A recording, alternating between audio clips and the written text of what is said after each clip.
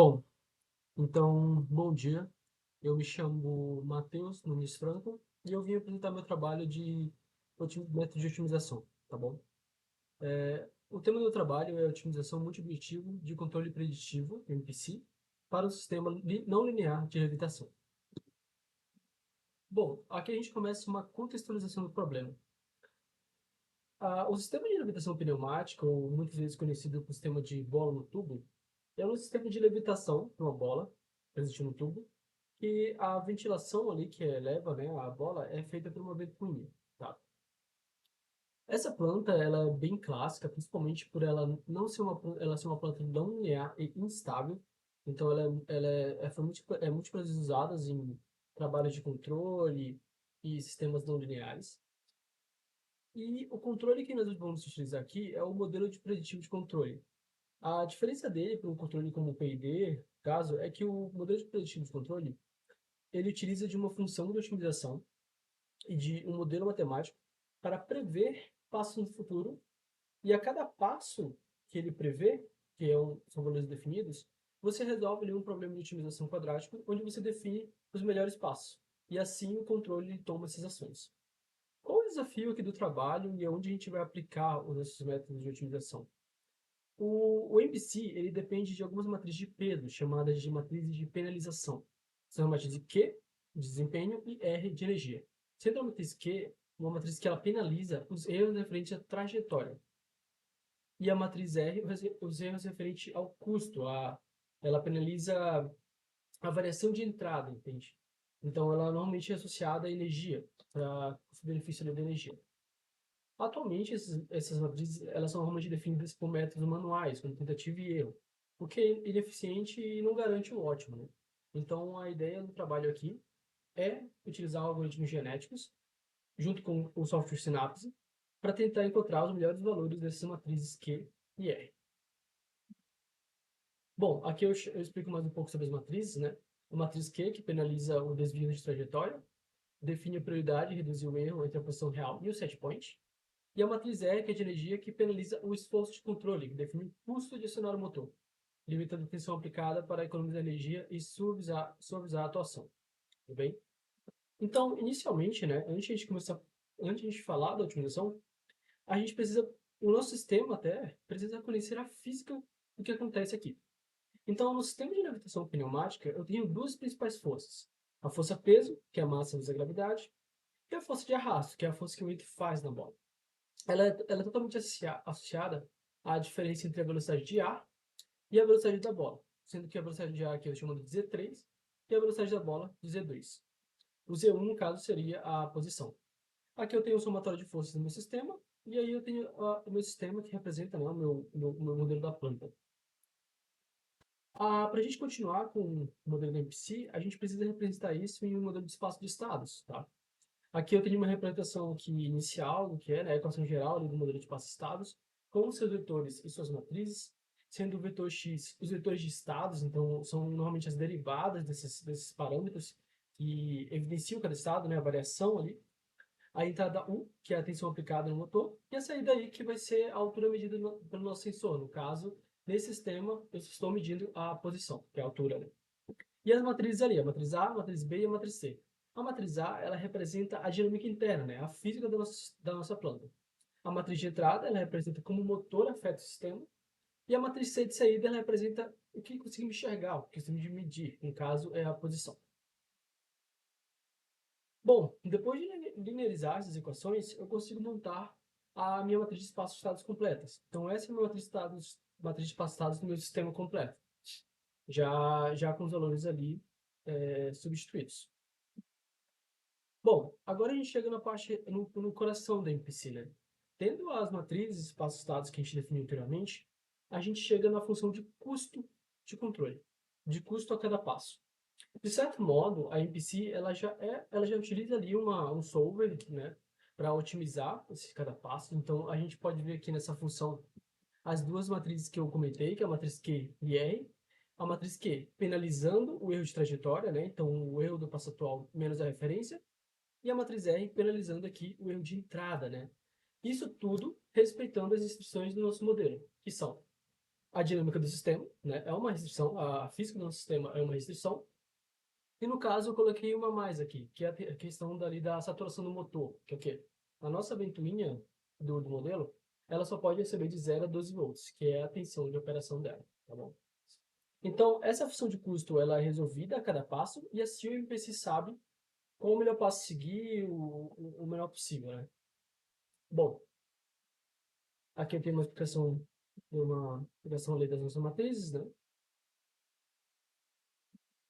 Legal. Então aqui eu vou abrir um pouco essas matrizes para a gente poder ver as variáveis ali, né, dentro delas, que são essas variáveis que a gente vai usar na nossa otimização.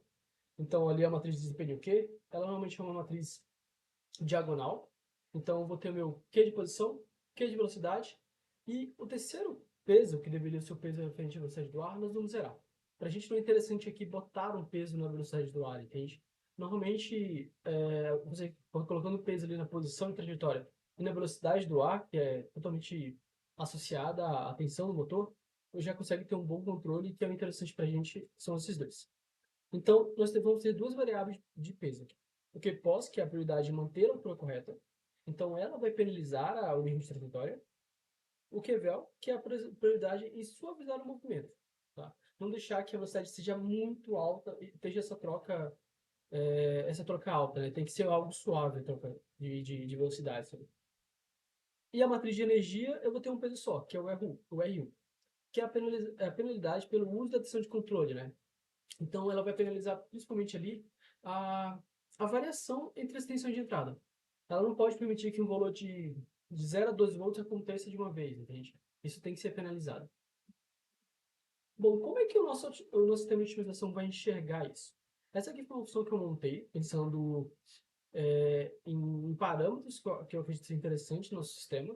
O primeiro dele é o erro de trajetória, então é o erro de desempenho. Eu multipliquei ele por 100 para ajustar essa questão de escala, né? O erro ele é quadrático, então ele é um erro muito pequeno. Se a gente não multiplicasse, ele ia ser engolido, por exemplo, pela soma de energia, que é bem alta. A segurança, esse OV ele está relacionado ao overshoot que a nossa planta pode ter. Eu multipliquei ele por um fator de 5.000 para deixar claro para o nosso sistema que a bolinha não pode ultrapassar o limite dela, que no caso aqui é 1 metro. Tá? E a economia, que é a energia. Ela foi multiplicada por um fator de 0,1 para tentar também igualar ali ao erro. Né? E essa vai ser a função que vai definir o que nós vamos tentar minimizar no nosso processo de otimização, tá? Para definir os melhores valores de peso das matrizes. Bom, aqui está a implementação em Python que eu fiz, tá? Essa classe é toda voltada para a implementação da IPC e das variáveis que eu vou receber, tá? O AD e o DD são as matrizes que a gente acabou de calcular. A gente tem o XEQ e o equivalente que são responsáveis pelos passos de simulação da nossa matriz. O N2 e o NU são variáveis que eu não apresentei anteriormente, mas são variáveis de passo de previsão da MPC, até onde ela deve calcular e até onde ela deve ajustar o controle dela. E o Q diagonal e o R-val são os valores de peso que a gente vai inserir nela, né? Através do Synapse. Aqui no lateral tem os parâmetros da planta. Esses valores eles são reais, foram testados realmente na planta real. E a criação das matrizes de equilíbrio que a gente fez anteriormente. Aqui tem a função de rodar a simulação, né? Que vai fazer a nossa simulação do nosso controle aqui, tá? Aqui eu trouxe para mostrar que eu também usei um filtro de Kalman. Ele é necessário nesse tipo de controle, onde a gente não tem todos os sensores para pegar ali todos os parâmetros. Então, eu só tenho um sensor, que é de posição. E seria muito custoso ter sensores de velocidade, sensores de velocidade de ar. Então, nesses casos, é bem comum até esse tipo de prática, adotar filtro de Kalman para tentar predizer esses parâmetros, esses sensores, tá? E aqui no try eu tenho meus três valores que vão ser inseridos pelo Synapse, que são QPOS, QVEL e RU. Ele vai rodar a simulação. Aqui a gente pode ver, nessa linha de código fitness, a nossa função objetivo, que é a função que vai tentar ser minimizada a cada loop ali, tá? Então ele retorna esse fitness, que é a saída do nosso Synapse. E, bom, é isso, tá? É isso. Eu coloquei aqui os valores de erro só para a gente conseguir identificar caso desse algum tipo de erro, tá? Se retornar aquele valor ali de penalidade de morte é porque ele ultrapassou o limite de overshoot. A sua planta tem 1 metro, eu botei 1,05, pensando em como, sei lá, ultrapassasse isso, né? Voasse do tudo. Bom, e aqui está a estrutura dos sinapses, né? Eu utilizei o MOGA com um tamanho de população de 20, um número de gerações de 100 interações, um total de avaliação de até 2.000 simulações. Operadores genéticos, probabilidade de cruzamento 0,9 e probabilidade de mutação 1,0. As variáveis de Q-posição, Q-velocidade e eu botei aqui R-put, eu botei cada uma delas para avaliar de 0 a 100, tá? Com um passo de 0,1. Elas não necessariamente têm um valor específico de intervalo, né? Normalmente, o interessante como é a variação entre as duas variáveis de Q e R, tá? Normalmente elas não vão ser valores iguais. Uma vai ser maior, outra vai ser menor, e por assim. Então, depois de fazer a simulação, eu trouxe o melhor caso e o pior caso, né? O melhor caso de Q-posição foi 95,76, de Q-velocity foi 16,87 e de R-put foi de 1,81. O valor de fitness que ele encontrou foi 572,4845. E o pior caso foi para um Q de posição de 3,89, um Q de velocidade de 4,66 e um R-put de 41,55. E é interessante que em nenhum momento a gente teve aquele valor alto de 10 mil, de 100 mil, na verdade, entende? Então, isso quer dizer que a nossa penalidade ali para o overshoot funcionou. O sistema ele tentou ao máximo não ultrapassar o limite do valor máximo dela, né? E aí o que eu fiz? Eu peguei esses valores e joguei na nossa simulação para a gente poder gerar a curva de controle e ver como esses valores eles realmente interferem na nossa planta, tá? Bom, aqui está o melhor caso, né?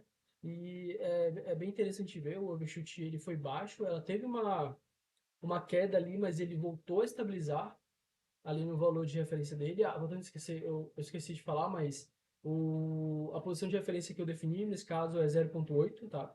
Foi arbitrário, poderia ser outro valor, só para a gente realmente ver ela chegando. Ah, a penalização da entrada, como é baixa nesse caso, no ponto do T1, a gente consegue ver que há muita variação de tensão, tá? Mas isso é interessante porque ela está conseguindo deixar o sistema mais estável, né? E aqui outros alguns dados e parâmetros interessantes para a gente poder avaliar, como o overshoot, que deu bem baixo, 0,5%, o tempo de subida, que deu 1,05 segundos, que tá bem legal para o contexto físico real da planta, né? O erro estacionário, que foi bem baixo, e a questão aqui da rede de controle é mais para a gente comparar com o pior caso que eu vou trazer aqui como próximo. Bom, esse aqui foi o pior caso que eu encontrei no nosso menu de utilização, tá? Um peso de posição de 3,89. Então, é bem legal a gente conseguir ver o que está acontecendo aqui, né? O peso de posição, então, o peso para manter a trajetória, ele está baixo, ele está 3,89.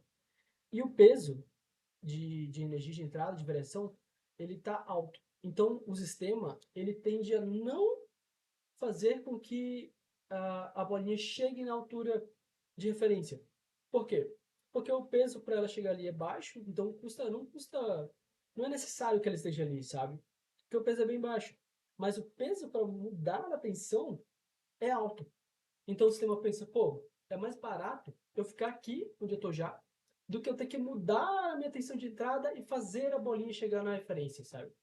O overshoot deu 0%, né? Porque ela nem chegou a ultrapassar o valor de referência. Bom, e é isso. Esse foi o meu trabalho. Muito obrigado.